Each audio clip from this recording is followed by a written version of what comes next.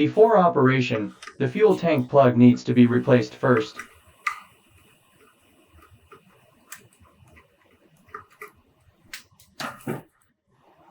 After removing the plug, replace it with a vent oil nozzle.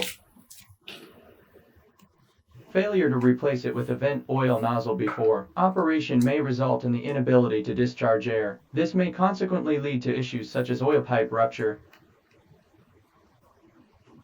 Connect the XT60 battery.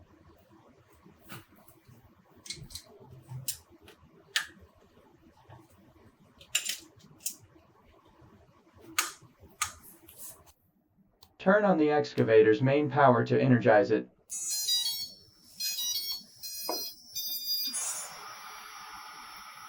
The screen will display some parameters. The three buttons control the activation of 3 oil pumps respectively. The three buttons control the activation of 3 oil pumps respectively. The pressure gauge and the operation of the oil pump can be observed.